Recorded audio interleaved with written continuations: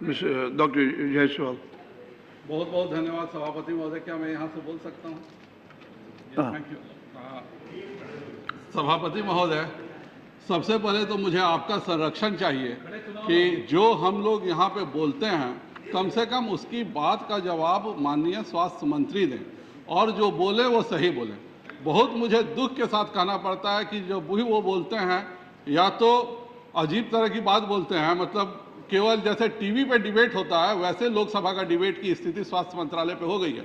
जैसे टीवी पे एक डिबेट होता है कि गोलगप्पा खाने से भाग्य ठीक होता है कि नहीं, वैसे ही यहाँ पे उसी तरह का डिबेट, उसमें एक चेला रहती है गुरुजी बाबा की, जो कि कहती है कि नहीं कुछ भी आप चारों एमिनेंट स्पीकर्स बोल लीजिए, लेकिन मैं कहती हूँ कि मेरा भाग्य गोलगप्पा खाने से ठीक हुआ है। और वैसे ही सीधी स्वास्थ्य, मैं बताता हूँ क्या रिलेवेंस है। आप ऑनरेबल मेंबर पाल महोदय, मैं एक एक बात बताऊंगा कि क्या रेलिवेंस है। Honorable member, please address to the chair, otherwise I'll call the next speaker.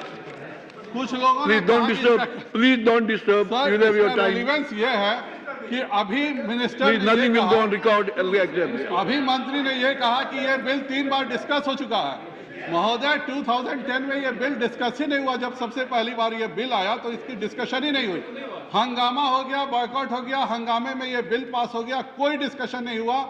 मंत्री महोदय अभी भी खड़े होकर के असत्य बोल रहे हैं, और इसीलिए मुझको आपका प्रोटेक्शन चाहिए। एमसीआई बिल क्यों आया, और मंत्री महोदय के असत्यों की लिस्ट ही मैं आज गिनाऊंगा कि कितना ये असत्य बोलते हैं। 2010 में ये बिल आया महोदय, यहाँ पे डिस्कशन नहीं हुआ, लेकिन इसका डिस्कशन राज्यसभा में हुआ। जैसा मंत्री जी ने बोला, मंत्री जी ने 26/8/2010 को जो राज्यसभा में बिल दिया, उसमें इन्होंने भाषण दिया था कि जो नया बिल आएगा उसे हम अगले सत्र में सभा पटल पे रखेंगे। तो 2010 में जो ये बोल रहे हैं बिल डिस्कस हुआ राज्यसभा में, वहाँ पे भी इन्होंने गलत बयानी की, कोई अगले सत्र में नहीं आया। उसी तरह से इन्होंने पिछले साल भाषण दिया 2011 में। मंत्री जी को अगर थोड़ा सा याद नहीं हो तो उनके भाषण की प्रति है, ये मैं सभा पटल पर रख दूंगा। इसमें मैंने कहा था कि मेडिकल काउंसिल ऑफ इंडिया में ऐसे लोग होने चाहिए जिनका अपना टीचिंग का एक्सपीरियंस हो। मुझे बहुत अफसोस है, मंत्री जी ने बताया कि पद्मश्री, पद्म भूषण, पद्म विभूषण सब कहा, लेकिन उन्होंने इसमें कहा डॉक्टर राजीव यादवेकर के बारे में कहा कि इनका टीचिंग एक्सपीरियंस 24 साल है, और उनमें मंत्री जी का स्टेटमेंट था कि ये पब्लिक सर्विस कमीशन से टीचिंग एक्सपीरियंस है। ये बिल्कुल गलत है। इनका पीएससी में जरूर सिलेक्शन हुआ था, पर ये किसी मेडिकल कॉलेज में कभी ये टीचर नहीं रहे। उसके बाद मंत्री जी ने कहा था डॉक्टर पुरुषोत्तम लाल के बारे में, इनके बारे में कहा पद्म भूषण है, पद्म विभूषण है। मेरा प्रश्न ये था कि आप मेडिकल कॉलेज एमसीआई के लिए गवर्नर बना रहे हैं, क्या उनको मेडिकल कॉलेज में टीचिंग का एक्सपीरियंस है कि नहीं? इसमें भी इन्होंने कहा था पुरुषोत्तम लाल जी ने कभी किसी मेडिकल, और मैं आपका संरक्षण भी चाहता हूं कि मुझे इसका जवाब मिलना चाहिए, कभी भी किसी में नहीं रखा। ये दोनों इनके स्टेटमेंट पेज 4775 पे है। अब मैं आता हूं, इन्होंने पेज नंबर 4777 में मेडिकल कॉलेज के बारे में कहा था कि इनसे पहले, आज भी ये कहे कि इनसे पहले 5 से 6 से ज़्यादा कभी भी मेडिकल कॉलेज नहीं खुलते थे। इन्होंने 21 मेडिकल कॉलेज खोल लिए। मैं आपको बताना चाहता हूं कि 1999 में 9 मेडिकल कॉलेज खुले। Pardon? Please don't get disturbed. नहीं, खुलना चाहिए, उसमें भी बात सही है, लेकिन इन्होंने कहा था कि 5 से 6 मेडिकल कॉलेज नहीं खुले। और मैं बताना चाहता हूं 1999 में 11 मेडिकल कॉलेज खुले, 9 मेडिकल कॉलेज खुले, 2000 में 11 मेडिकल कॉलेज खुले, 2001 में 12 मेडिकल कॉलेज खुले, 2002 में 18 मेडिकल कॉलेज खुले, 2003 में 9 मेडिकल कॉलेज खुले, 2005 में 13 मेडिकल कॉलेज खुले, 2006 में 20 मेडिकल कॉलेज खुले, 2008 में 9 मेडिकल कॉलेज खुले, 2007 में 9 मेडिकल कॉलेज खुले, 2008 में 19 मेडिकल कॉलेज खुले। उसी तरह से जो भी इन्होंने कहा, ये भी इन्होंने गलत कहा कि इनसे पहले 5 से 6 मेडिकल कॉलेज नहीं खुलते थे।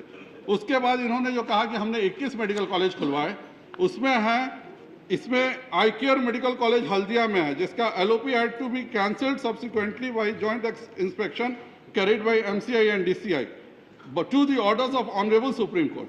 Then there was Dashmesh Medical College at Gurgaon, Rama Medical College at Ghaziabad, NIMS at Jaipur, etc.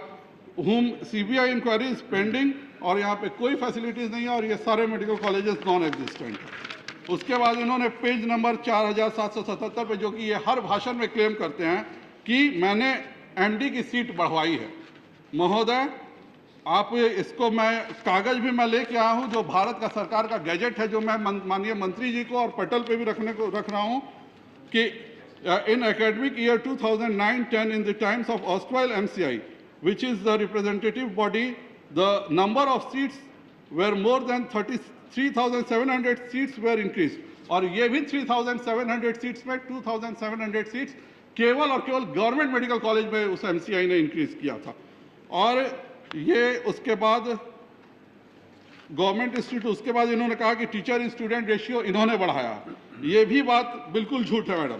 ये the regulation for increasing teacher student ratio 1:2 from 1:1 was introduced by erstwhile MCI and in 2008 by amending section 12 bracket में 1, 2, 3, 4 of PG medical education regulation via amendment date 21/7/2009।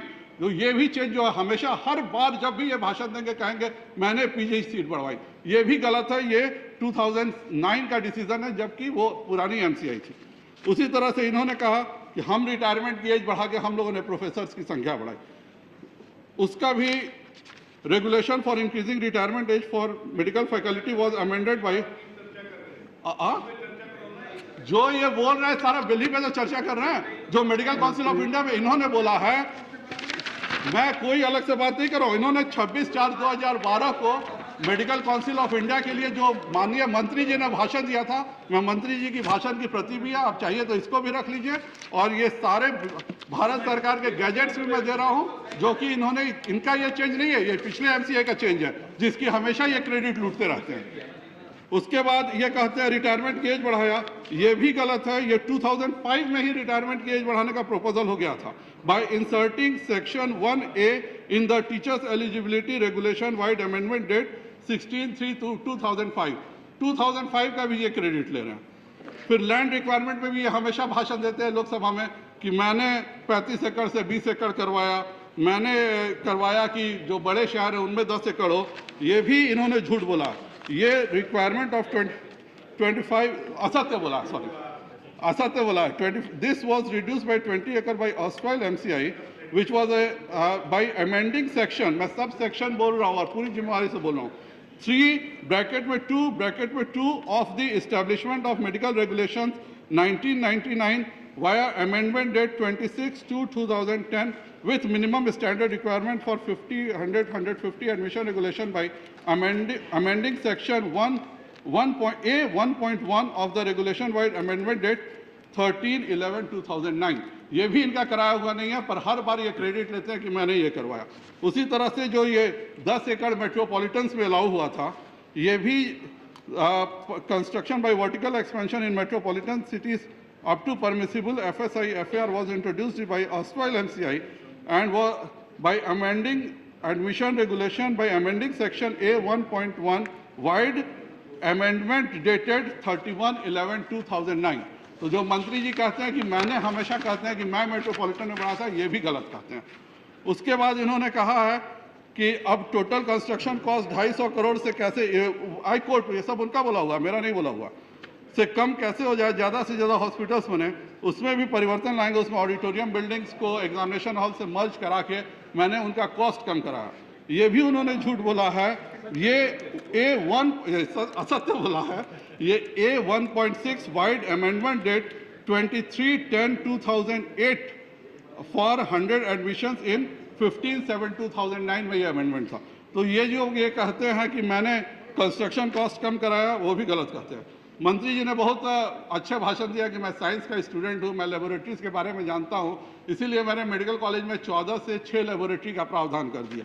यह भी इन्होंने असत्य बोला है, क्योंकि 14 से 6 लेबोरेटरी का प्रावधान was done by section A1.19 bracket में A and A1.1.19 ब्रैकेट में B वाइड अमेंडमेंट डेट 23/10/2008। तो ये भी 2008 का अमेंडमेंट है, मंत्री जी का कोई रोल नहीं है। उसके बाद हॉस्टल रिक्वायरमेंट में भी मंत्री जी कहते हैं कि महिलाओं को मैंने 100% दिया और पुरुषों में मैंने छूट किया था। ये भी है, उनका स्टेटमेंट मैं पढ़ दूं, मेडिकल कॉलेज किसी जंगल में नहीं होते, इसीलिए हमने लड़कियों की जो अनिवार्यता पहले 100% हॉस्टल की होनी चाहिए, हमने अब उसे सिर्फ लड़कियों के लिए अनिवार्य रखा है, लड़कों के लिए 70% आ गए। ये भी उन्होंने गलत कहा है। ये भी पिछले एमसीआई जो गवर्नमेंट जो चुनी हुई बॉडी थी उसके द्वारा सेक्शन B.128, अरे 15 अपराध गिरा के छोड़ दूंगा, गिराने को तो मैं 500 गिना सकता हूँ। 1.2 वाइड अमेंडमेंट डेट 23/10/2008 और इस सारे के गैजेट्स मेरे पास हैं sir. There is no such requirement for as 100% girls. उन्होंने कहा, उसके बाद उन्होंने बहुत टॉल क्लेम किया था don't disturb him. कि ये परिवर्तन आज तक 60 साल से ज्यादा समय तक मेडिकल कॉलेज लाने के लिए कभी नहीं आए थे। आज बहुत सारे अनडेमोक्रेटिक सिस्टम कहते हैं, उसी सो कॉल्ड अनडेमोक्रेटिक सिस्टम में हमने यह परिवर्तन लाया, जो सो कॉल्ड डेमोक्रेटिक सिस्टम में लाया था।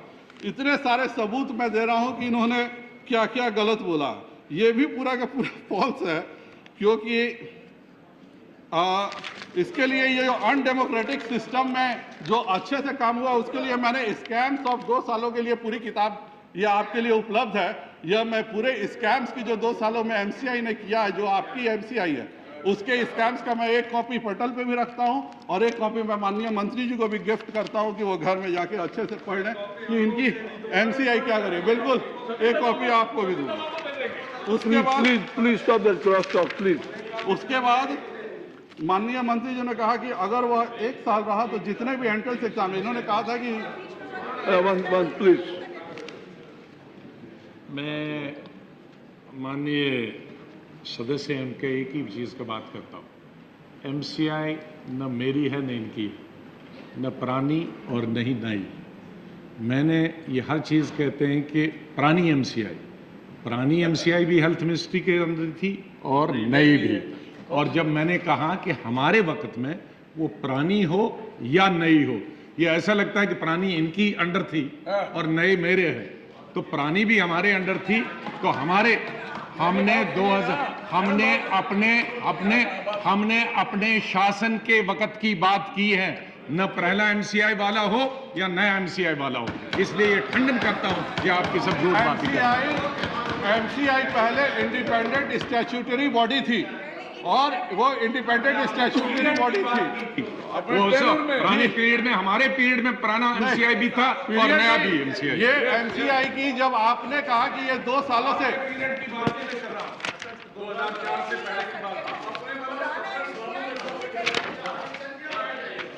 सर आपका स्टेटमेंट आपको थोड़ा सा याद करा दूं कि आपने जो स्टेटमेंट 26/8/2010 को दिया था, वो मैं एक बार फिर से पढ़ दूं आपके लिए। ये परिवर्तन आज तक 60 साल से ज़्यादा समय तक मेडिकल कॉलेज लाने के लिए कभी नहीं आए थे, जिसको आज बहुत सारे अनडेमोक्रेटिक सिस्टम कहते हैं। उसी सो कॉल्ड अनडेमोक्रेटिक सिस्टम में हमने यह परिवर्तन लाया और जो सो कॉल्ड डेमोक्रेटिक सिस्टम था उसमें कोई परिवर्तन नहीं आया। तो जो ऑस्ट्रेल थी वो डेमोक्रेटिक सिस्टम थी और अनडेमोक्रेटिक, आपने खुद इसमें कहा है सर, आपको अगर याद नहीं हो तो इसका पेज नंबर 4781 है लोकसभा के रजिस्टर में सर, कभी भी कृपया कर जांच कर लीजिए। ठीक है सर, बहुत बहुत। और उसके बाद सर इन्होंने ये कहते हैं एमसीआई भ्रष्ट है। एमसीआई पे हम सबों ने इस बात को क्वेश्चन उठाया था कि ये एमसीआई बहुत भ्रष्ट है, इसके लिए कुछ उपाय करना चाहिए। इन्होंने एक एमसीआई और डीसीआई पे गवर्नमेंट को पावर है इंक्वायरी कमेटी बैठाने का। इन्होंने एमसीआई और डीसीआई पे इंक्वायरी कमेटी बैठाई और ये 11 मई को उनकी हेल्थ सेक्रेटरी के सुजाता राव जी ने इसमें पूरा 3 आदमियों की कमेटी बैठाई। और ये 3 कमेटी जो थी वो Keshav Desiraju additional secretary ministry of health and welfare, doctor Rani Kumar dean AIMS, professor AK Agarwal DGHS जो दशमेश और मेडिकल कॉलेज पटियाला था, उसके खिलाफ केतन देसाई जी पर, सॉरी एमसीआई पुराने अध्यक्ष पर यह इल्जाम लगा था कि इन्होंने घोटाला किया। और हम लोग के लोकसभा में कहने पर इसकी जांच की माननीय मंत्री जी ने जांच की। जांच करने का कंक्लूजन क्या निकला? In conclusion, the inquiry committee is of the view that the recommendation made by executive committee of the MCI at its meeting on 5/4/2010 to grant the permission for admission of 100 students in the 2010-11 for the 4th batch of MBBS students at the Gyan Sagar Medical College and Hospital Patiala was justified on the basis of report of the Council of Ministers. इन्हीं के जो officers की इन्होंने जांच committee बैठाई, वो 11 मई को कहती है ठीक है और 13 मई को उसके बावजूद, और ये सीबीआई के अश्वनी कुमार जी को लेटर लिखा हुआ है, ये आरटीआई से हम लोगों ने निकलवाया है, और ये आप ये चेक कर लो, और इसी के कहने पर किया गया। बहुत मुझे दुख है कि उसके बावजूद इन्होंने किया, और हम लोग लगातार इल्जाम लगाते हैं आपने एमसीआई को डिसॉल्व किया, डेंटल काउंसिल ऑफ इंडिया और नर्सिंग काउंसिल ऑफ इंडिया को क्यों नहीं डिसॉल्व किया? डेंटल काउंसिल ऑफ डीसीआई में जस्टिस अनिल देव सिंह की अध्यक्षता में भी एक कमेटी बनी थी। जस्ट 2 मिनट्स सर 2 मिनट्स में खत्म करता हूँ। इसमें रिपोर्ट में, इसकी रिपोर्ट 5 इयर्स तक गवर्नमेंट के पास पड़ी हुई है। यह रिपोर्ट कॉन्फिडेंशियल, जैसे गवर्नमेंट की हर कॉन्फिडेंशियल रिपोर्ट जैसे लीक हो जाती है, यह भी रिपोर्ट लीक हो चुकी है, और इसमें साफ लिखा गया है कि डेंटल काउंसिल में बहुत ज़्यादा भ्रष्टाचार है और इसे खत्म किया जाए, पर आज तक सरकार ने कोई कार्रवाई नहीं की। नर्सिंग होम काउंसिल के चेयरमैन पर सीबीआई की इंक्वायरी 3 साल पहले सीबीआई ने चार्जशीट कर दिया। 3 साल से ये मांगती रह गई कि हमें परमिशन दिया जाए। नर्सिंग काउंसिल के अध्यक्ष रिटायर कर गए, पर उन पर नर्सिंग काउंसिल ऑफ इंडिया को नहीं डिसॉल्व किया गया। तो ये जो ओवर आर्चिंग बॉडी तथाकथित बन रही है, तो और उसमें भी कहीं नहीं लिखा हुआ है कि मेडिकल काउंसिल ऑफ इंडिया खत्म किया जाए, उसमें भी है कि मेडिकल काउंसिल ऑफ इंडिया रहेगी। तो 3 साल से हम ही नहीं कहते, ट्रेजरी बेंच के हर व्यक्ति ने जब भी ये भाषण हुआ कहा है कि भाई अब आप इसकी इलेक्शन कमेटी इलेक्शन करा के प्रॉपर पावर्स रेस्ट्रिक्ट करके आप बहाल करो।